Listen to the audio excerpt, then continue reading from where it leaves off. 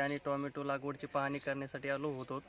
या ठिकाणी भीषण असा दुष्काळ असताना बीड जिल्ह्यामध्ये एक चांगल्या प्रकारचं उत्पन्न काढण्याचा जो मानस ठेवून काकांनी काढलेला आहे हे आम्हाला या ठिकाणी पाहायला मिळालं। संरक्षित शेतीमध्ये शेडनेटमध्ये त्यांनी एक चांगल्या प्रकारची शिमला लागवड आणि टोमॅटो लागवड करून दुष्काळामध्ये पण लाखोचं उत्पन्न घेता येतं हे आम्हाला दाखवून दिलं। कितीही प्रतिकूल परिस्थिती असली तरी जर जिद्द असेल तर त्यातून उत्पन्न हे निश्चित मिळतंच। असा एक आमच्यासमोर आदर्श आज गवारे काका यांनी ठेवलेला आहे। हे पाहून काही लागवड करणार आहेत का तुम्ही? हां, आम्ही पण शेडनेट करून आमची पण इच्छा आहे की शेडनेट करून त्यामध्ये मिरची किंवा टोमॅटोची लागवड आम्ही पण करणार आहोत। एक चांगलं उत्पन्न आणि कमी पाण्यामध्ये ते एकदम चांगलं कमी पाण्याचं नियोजन प्रतिकूल परिस्थिती पण चांगलं उत्पादन घेता येतं हे इथून आम्हाला शिकायला भेटलं। आम्ही त्याची लागवड निश्चितच करणार आहोत।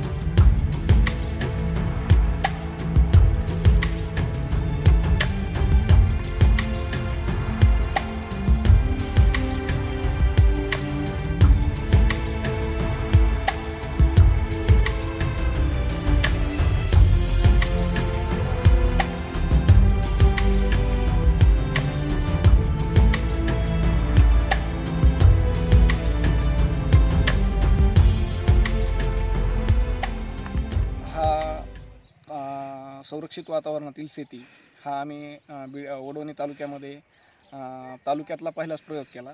आणि हा शेडनेट हाऊस उभारणी करताना हे आम्ही सुरुवातीला बाहेरच्या जिल्ह्यात जाऊन प्रत्यक्ष बघितलं आणि बघितल्याच्या नंतर संरक्षित वातावरणातील शेती कशा प्रकारे असते हे आम्ही जाणून घेण्याचा प्रयत्न केला। आणि जाणून घेत असताना की बऱ्याचशा यामध्ये संरक्षित वातावरणातील शेती करण्याचा आम्ही निर्णय घेतला. तसं मी राहुरी कृषी विद्यापीठात एक 5 दिवसाचं ट्रेनिंग देखील घेतलं या संरक्षित वातावरणातील शेतीचं. आणि त्यानंतर असा निर्णय घेतला की आपण आपल्या जिल्ह्यामध्ये सतत दुष्काळ पडतो आहे, पाण्याची भीषण परिस्थिती असते आणि पाण्याच्या भीषण परिस्थितीला जर आपल्याला काही सामोरे जायचं असेल तर आपल्याला एक असा शाश्वत असा पर्याय शोधला पाहिजे. म्हणून हा आपण प्रोजेक्ट 2017 साली उभा केला आणि गेल्या वर्षीपासून यामधून आपण चांगल्या प्रकारे उत्पादन घेतो आहे आणि कमी पाण्यावर आणि जास्तीत जास्त कमी खर्चामध्ये जास्तीत जास्त उत्पादन घेण्याचा आपण प्रयत्न करतो. प्रोजेक्टमध्ये काय काय आहे सध्याला? या प्रोजेक्टमध्ये म्हणजे 16 गुंठ्यावरती शिमला मिरची आहे आणि 4 गुंठ्यावरती टमाटो पीक आहे. आतापर्यंत किती उत्पन्न आहे?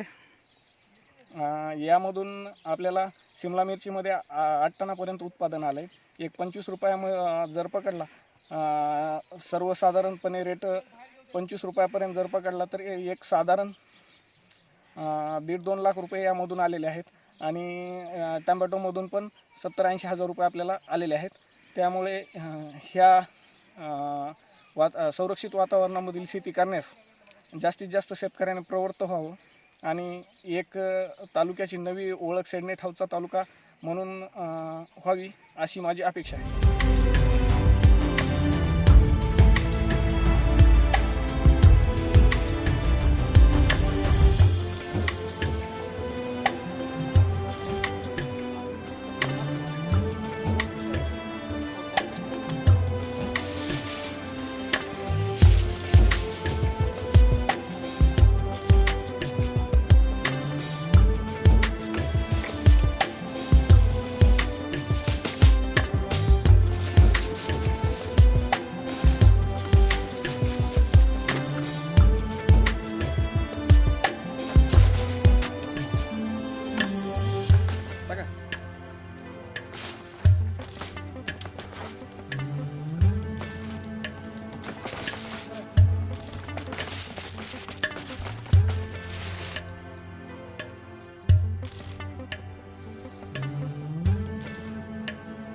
फास्ट तुमच्या रोजच्या सारखं.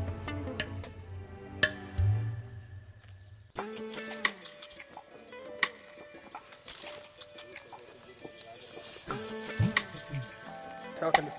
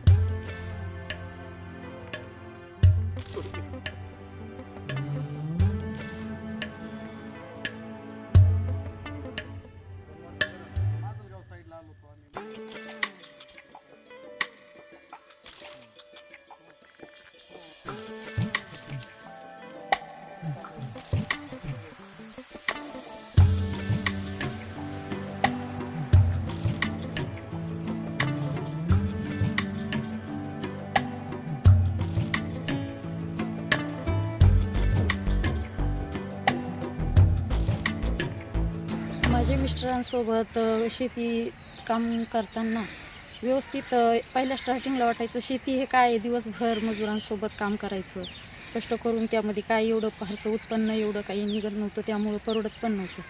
आता हे नवीन नवीन पिकं घ्यायला सुरुवात केली आणि त्यामुळं आम्हाला व्यवस्थित परवडायले. केळी, कलिंगड, नंतर मोसंबी, शिमला, टोमॅटो, काकडी असे वेगवेगळे पिकं आम्ही घेऊ लागलो आणि व्यवस्थित उत्पन्न काढतो. त्यांनी नंतर मिस्टरांसोबत काम करताना मलाही भरपूर आनंद होतो, कारण शेतीमध्ये दिवसभर काम व्यवस्थित हसून खेळून करता येते आणि त्यांच्यासोबत राहताना नोकरीवाल्यांसोबत दिवसभर शेतीमध्ये व्यवस्थित मिस्टरांसोबत राहते 24 तास, त्यामुळे मला भरपूर आनंद वाटतो.